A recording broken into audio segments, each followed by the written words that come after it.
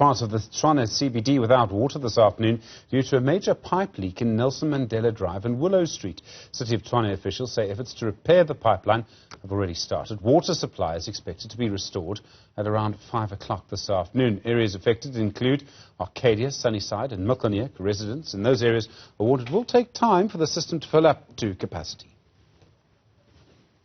Areas that are bound to be affected include Arcadia, Trevena, Sunnyside, Freedom Park, part of Milkoniek north of the railway line, part of Pretoria CBD from Railway to Minar Streets. Consumers in the mentioned areas are urged to use water sparingly. All properties dependent on the water supply for their daily operations are requested to ensure sufficient storage of water to remain operational for the duration of the shutdown. Well, because of the heat in the interior of the country, 41 degrees today in Uppington, many of us are using more water than we normally use. At the same time, many of our water supply systems are really battling to cope. There are also concerns we could actually run out of drinkable water in some places in the near future. For example, the second phase of the Lesotho Highlands Water Project is running around 9 years late. Gauteng's population, of course, is growing very quickly. Kate Stubbs is the Business Development Manager for Interwaste. Kate, good afternoon to you. We keep being told that we could run out of water. I mean, I hate to think about what that would look like, but I imagine it might happen in different places at different times. Yeah, absolutely. Our water situation is becoming very concerning. I think we were already seeing water shortages in different regions in the country. And the National Water and Sanitation Master Plan states that South African water is expected to be in deficit by about 2030 by about 20%, which is quite a large amount of water to have in deficit to serve the population. So all around, we have a very concerning state of our water systems. One of the things about water is how we manage it. So we waste a huge amount of water. There's also a lot of water that we could sort of reuse. I'm talking about sort of pre-used water, water that's used for some things. Are there better ways for us to manage wastewater? Absolutely. I mean, I think all in all, our attitude towards managing our water as a whole as South Africans needs to be relooked. I don't think we value it as much as we should.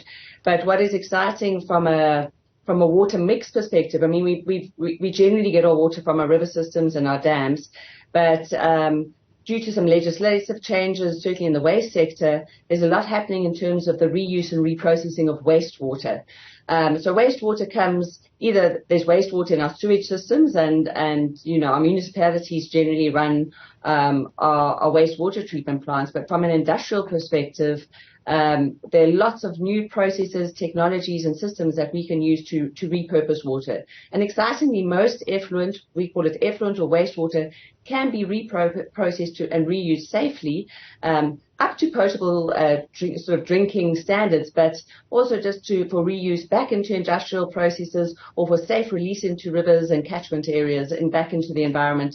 It can be used as dust suppression or for cleaning purposes. So we really need to focus on using that, diversifying our water mix and reprocessing our wastewater so that we're not putting such a burden on our freshwater systems.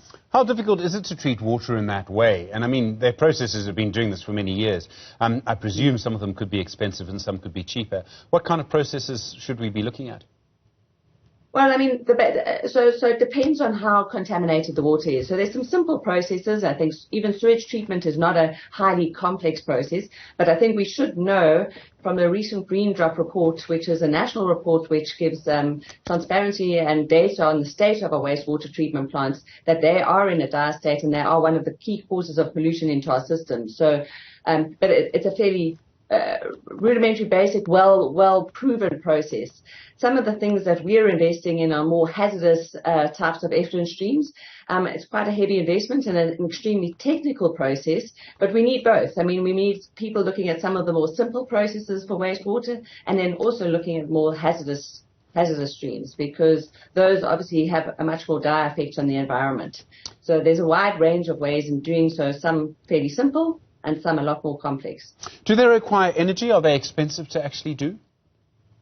Yeah, some do require energy. They are expensive, but what's exciting, I mean, water, let's give you an example of desalination plants, because, you know, in the world, there's only about 3% of the water available on the planet is fresh water, and 2% of that sits sort of frozen or inaccessible.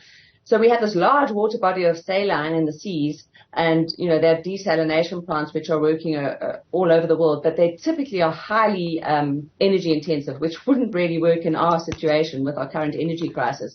But what is exciting with new technology and the solar and all those things, a lot of these systems are now becoming much more energy efficient. So some of them are still quite energy intensive, but a lot of progress has been made in that sense.